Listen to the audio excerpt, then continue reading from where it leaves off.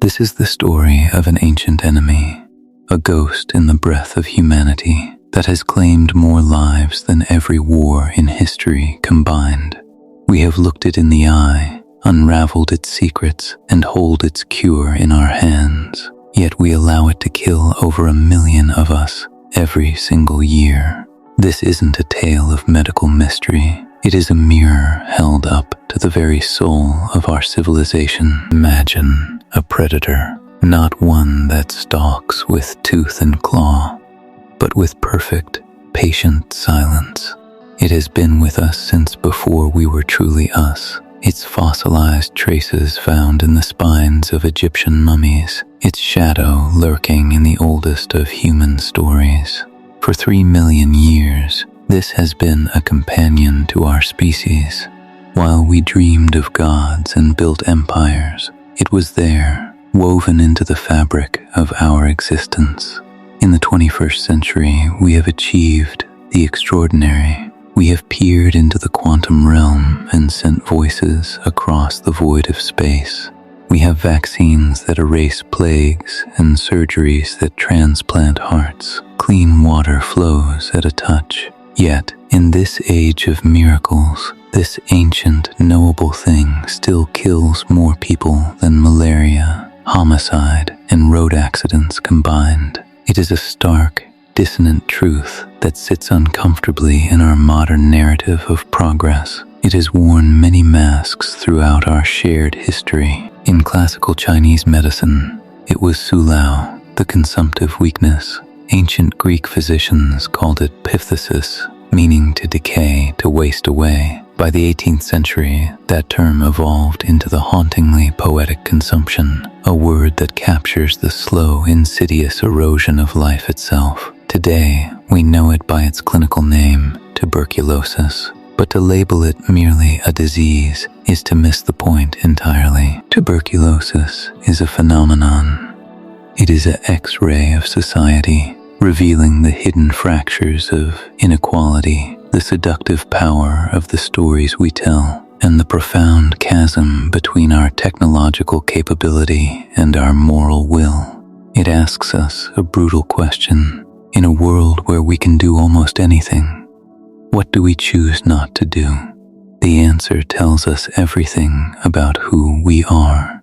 To bowl of microscopic view, shifting to crowded urban scenes, we have a peculiar relationship with our own history. We chronicle the reigns of kings, the outcomes of battles, the arcs of empires, the drama of conscious choice and ambition. We frame our past as a grand epic of human agency. But what if the most powerful character in our story is one that has no consciousness, no ambition, no strategy? What if the true architect of our social landscape, our cultural norms, and even our ideals of beauty has been a microscopic bacillus? Consider this. When a great leader falls, we search for conspiracy, for betrayal, for a flaw in character. The idea that Alexander the Great, conqueror of the known world, might have been felled not by poison but by a common fever, by typhus or malaria, feels almost insulting to our sense of narrative.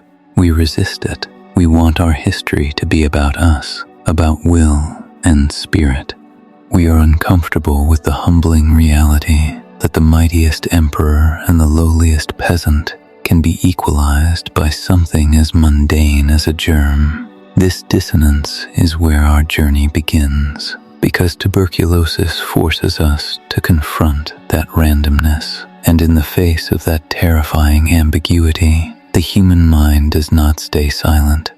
It weaves a story. It always does.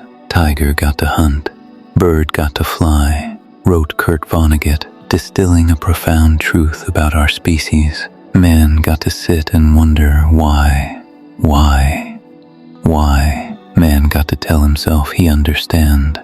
And oh, how we have told ourselves we understood. The bowl of historical medical texts, alchemical images. Before the microscope, before germ theory, we were detectives in a dark room, trying to describe an elephant by touching only one part. Some ancient traditions, like those in Persia, came astonishingly close. The scholar-physician Avicenna wrote of minute bodies and seed-like entities causing disease, a breathtaking intuition centuries ahead of the tools to prove it. But without proof, intuition splinters into 1,000 theories. Was it inherited in the blood, a punishment from displeased gods for moral failing? Was it caused by an imbalance of the 4 bodily humors, too much black bile causing melancholy and decay? Perhaps it was born on the miasma, the foul air of swamps and crowded places. Or maybe it was a disease of the soul itself, a profound sadness manifesting in the flesh. Each theory was more than just a guess. It was a coping mechanism. To assign a cause, any cause, is to impose order on chaos. If disease has a reason, then perhaps it can be avoided, appeased, or controlled. And when the reason is tied to behavior or morality, it builds a psychological wall between the healthy us and the sick them. This is the birthplace of stigma. Stigma is the story we tell to comfort the living. It whispers they did something wrong. They are weak, sinful, or flawed.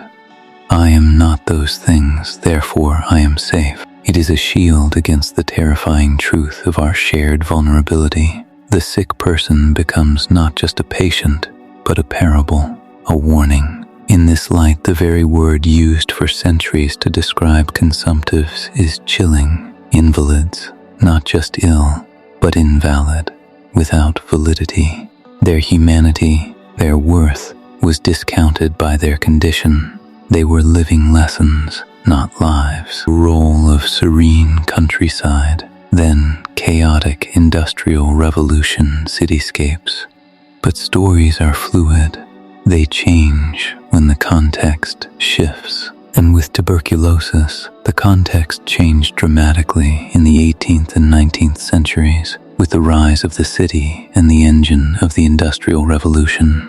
As populations densified in urban smoke and squalor, tuberculosis ceased to be a sporadic tragedy. It became a ubiquitous fact of life. It was no longer a shadow that only touched the unfortunate few on the margins. It was in the tenement and the townhouse, the factory floor and the fashionable salon. It took the pauper, the poet, and the prince. And when a disease begins to claim the elite, the beautiful, and the talented, the story must change to accommodate this new reality. Stigma, which requires an other, becomes difficult to sustain when the other is your own brother, your admired actress, your brilliant composer. So, we performed a breathtaking act of narrative alchemy. We romanticized it, shifts to a delicate, melancholic piano piece. Consumption was reinvented. The very symptoms that marked the body's desperate struggle were reinterpreted as signs of spiritual and aesthetic refinement. The wasting of the body was seen as the refining of the soul. The pale, translucent skin, the feverish flush on the cheeks below, the large, luminous eyes caused by prolonged fever. These were not signs of pathology, but of an ethereal, otherworldly beauty. It became, in the words of the era, a flattering malady. For men, particularly artists and writers, it was thought to bestow a feverish creative genius. The list of creative figures claimed by TB read like a hall of fame: Keats, Chopin, Thoreau, the Bront sisters, Chekhov. Correlation was mistaken for causation. In a time when a huge portion of the population died from TB, of course many artists would die from it, but the narrative took hold. Suffering fueled art.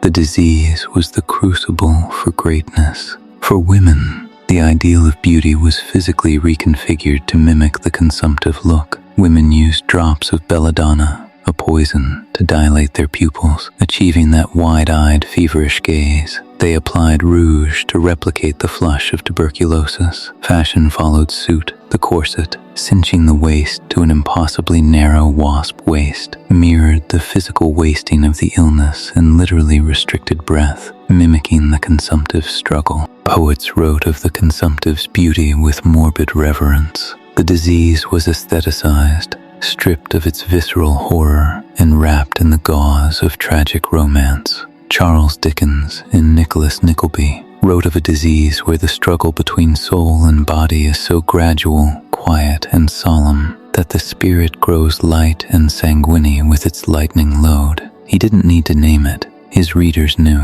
But this romanticization was, in its own way, just as dehumanizing as stigma. It still othered the sufferer, placing them on a pedestal of tragedy instead of in a pit of scorn. It turned their very real agony into a symbol, a metaphor.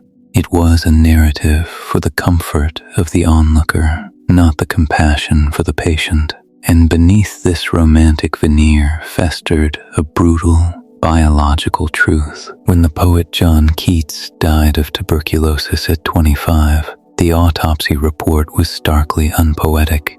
The lungs were completely gone. The reality was drowning in one's own liquefied lung tissue, a slow, agonizing suffocation. The body was not being ethereally refined. It was being violently consumed. To B-roll of colonial maps, racial pseudoscience diagrams, this romantic narrative had a dark, inseparable twin, racial pseudoscience. If consumption was a disease of sensitivity, of civilization, of refined spirit, then a perverse logic followed. It must be a disease of advanced races.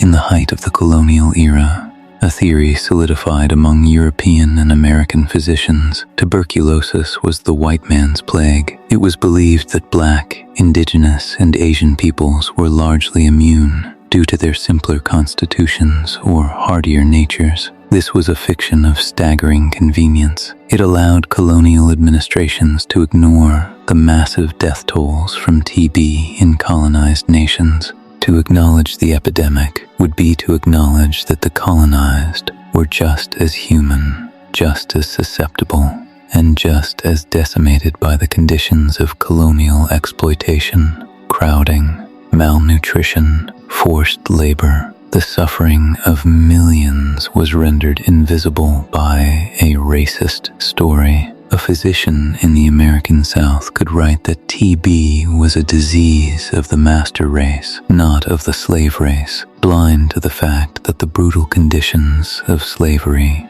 were the perfect incubator. The story served the power structure, not the truth.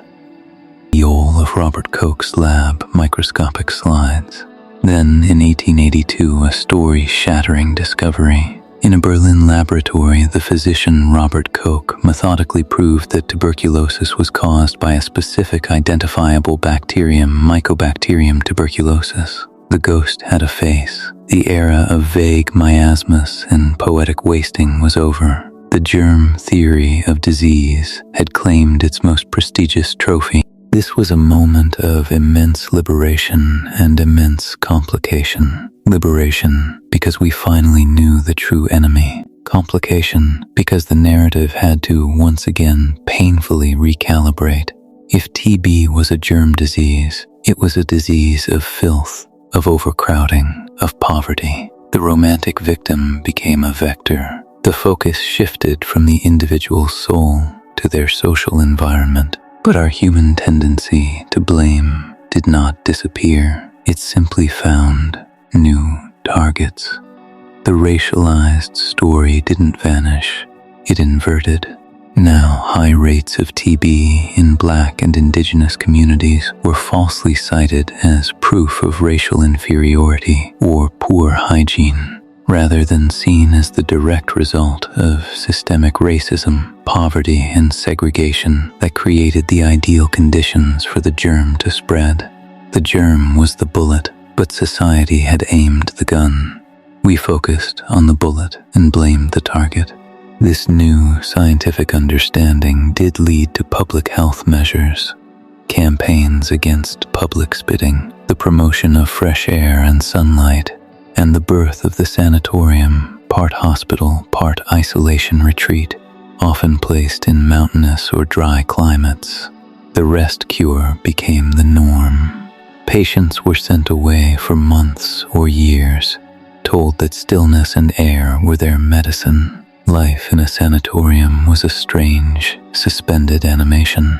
One patient, confined to her bed, wrote with dark humor, "I do nothing all day except lie here staring at the mountains. I wish they would rearrange them a bit." Families were kept away, as emotion was thought to be detrimental. Even reading was often discouraged. The patient's only job was to exist, passively, in hope of a cure that was not yet medical, but environmental. And some did improve. Rest and good nutrition are powerful therapies, but the sanatorium movement also served to segregate the sick from the healthy, slowing transmission.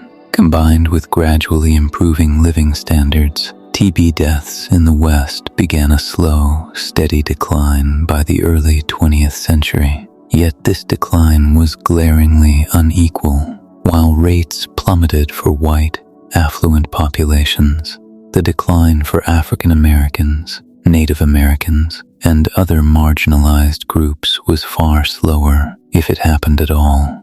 The landscape of the disease began to map perfectly onto the landscape of social and economic inequality. The germ was democratic, but its consequences were not. To be role of mid-20th century lab, scientists, pill bottles. Then came the true revolution, antibiotics. The period from the 1940s to the 1960s was a golden age of discovery. Streptomycin, isoniazid, rifampin, drugs that could actually kill the tuberculosis, were synthesized, one after another. By the mid-1950s, doctors had developed combination therapies that could cure tuberculosis. It was a staggering medical triumph. For the first time in 3 million years, humanity had a definitive weapon against this ancient foe. This should be the end of the story, but it is in fact where the most critical chapter begins, because a cure is not a guarantee of care. A therapy is not a promise of access, and we built a world where access is governed not by need, but by markets. As TB rates fell in wealthy, industrialized nations, the economic incentive to fight it evaporated. Pharmaceutical companies, driven by shareholder returns, redirected their research budgets to lifestyle drugs for rich world problems, erectile dysfunction, hair loss, cholesterol. For nearly 5 decades, between 1965 and 2012, not a single new class of drug was developed for tuberculosis. Think about that. In half a century of unprecedented biomedical advancement, a disease killing millions per year was left in a research desert. The pipeline dried up because the customers who could pay the most were no longer dying. The poet and physician John Donne wrote that no man is an island, but our global health system had created exactly that. Islands of immunity in a sea of ongoing death. A Ugandan doctor, Peter Mugenyi, fighting for HIV/AIDS drugs, captured this cruel geography perfectly. Where are the drugs? The drugs are where the disease is not. And where is the disease? The disease is where the drugs are not. This failure of global solidarity then collided with catastrophe. The emerging HIV/AIDS pandemic in the 1980s and 90s created a biological synergy of horror. HIV devastates the immune system, the very system that keeps dormant TB in check. The two diseases fused into a perfect storm, ravaging communities across the global south. Millions died in a tragedy of a scale comparable to the world wars. It was a foreseeable, and yet unforgivably unaddressed, synergy of neglect. We knew, we saw it coming, and the world's response was a paralyzing, deadly silence. to bowl of a modern clinic in a low-resource setting, a patient's face. This brings us to the present, to the human faces behind the statistics. To understand the contemporary reality of TB, we must move from the macro to the micro. Let's talk about Fumeza. Fumeza was a young South African woman who had just earned a full scholarship to university. As she started her studies, a deep fatigue set in. She lost weight, grew short of breath. She went to a clinic, coughed into a cup.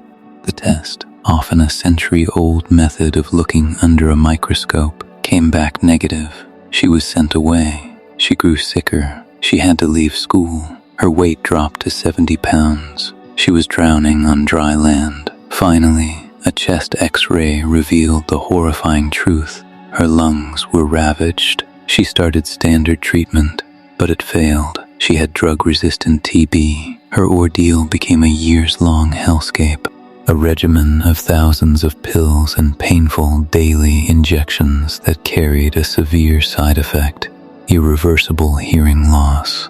One morning she woke up and the world had gone silent. The drug that stole her hearing wasn't even effective against her particular strain. She had been misdiagnosed, mistreated, and maimed by the very system meant to save her. After 3 years and 8 months and over 20,000 pills, she was cured. But she was also permanently deafened. Her story is not an anomaly. It is a common biography for those facing drug-resistant TB in a world of second-rate diagnostics and archaic, punitive treatment protocols. There is a term in global health: directly observed therapy. The theory is sound. To prevent drug resistance, ensure patients take every dose. The practice, however, is rooted in what one TB physician called a fundamental mistrust. Patients, already weak and impoverished, must travel daily to a clinic to be watched swallowing their pills. If they cannot make the journey because they are too sick, lack bus fare, or have to work, they are labeled non-compliant. The system blames the patient for its own failures of accessibility and support. Fumeza's survival was a testament to her superhuman endurance. But survival is not justice. Uplifting, determined music begins to swell. And here is where the narrative turns, from one of despair to one of defiant hope. Because Fumeza's story does not end in silence. It finds a new voice, transformed by her suffering. She became an activist. She joined a global movement. Alongside another survivor, she challenged the pharmaceutical giant Johnson & Johnson in Indian court. Their argument? The company was unfairly extending its patent on a newer, better, life-saving drug called bedaquiline, keeping the price astronomically high and out of reach for millions. They won. The patent was broken. Generic competition was allowed. The price of the drug plummeted. Experts estimate this single act of courage will provide effective treatment to over 50,000 people with drug-resistant TB every year who would otherwise have had none. Fumeza moved from being a victim of a broken system to being an architect of its repair. Her activism, born in personal agony, became a lifeline for tens of thousands of strangers.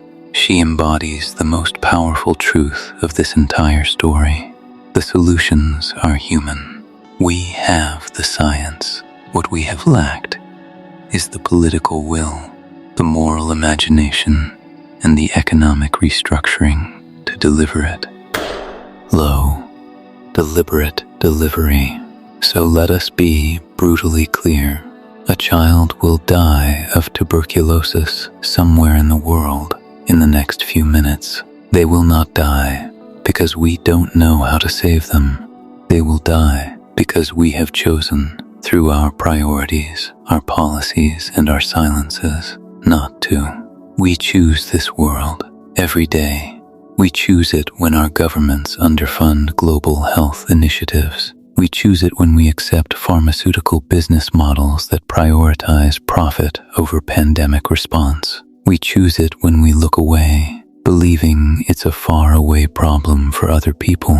The physician Rudolf Virchow, a founder of social medicine, said it in the 19th century. Medicine is a social science, and politics is nothing else but medicine on a large scale. The root causes of tuberculosis today are not biological. They are social. They are political. They are poverty, overcrowded housing, malnutrition, lack of access to primary health care, and the global inequality that treats some lives as expendable. This is the final, sobering revelation. Tuberculosis in the 21st century is not a disease of the past. It is a disease of the present. It is a living gauge of our commitment to justice.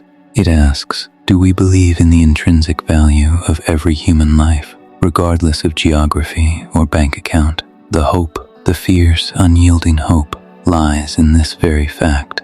Since the cause is human, the solution is entirely within our power. We are not waiting for a scientific deus ex machina. The tools are on the shelf. The playbook exists. We have ended diseases before, through concerted, collective will. We eradicated smallpox. We have pushed polio to the verge of extinction. We have cut global malaria deaths by half. We have created systems that get life-saving HIV treatment to over 29 million people. We know how to do this. The challenge is not capability, it is choice. We can choose a different world. We can choose to fund the development of faster, cheaper diagnostics. We can choose to support generic drug production to lower costs. We can choose to strengthen fragile health systems in the most affected countries. We can choose to listen to and fund the survivors and activists on the front lines, people like Fumeza who know the path forward. We can choose to see this not as a charity case, but as a moral imperative and a global public good. A world where TB thrives is a less stable, less healthy, less just world for everyone. Pandemics respect no borders, as we have learned all too recently. The story of tuberculosis is the longest, most intimate story we have with a natural enemy. It is a story of our fear, our ignorance, our cruelty, and our astounding creativity. It is a story of the beautiful, poisonous lies we tell ourselves to feel safe, and the painful, liberating truths we must accept to become better. For millennia, this disease shaped us, our culture, our art, our prejudices. Now, the pen is in our hand. We get to write the next chapter, and the final one. It can be the chapter where we finally decided that no one should die of a curable disease, that no one is invalid, that our shared humanity is the only health system that ultimately matters. We have the cure. The remaining ingredient is conscience. Will we find it? Final pause as music resolves.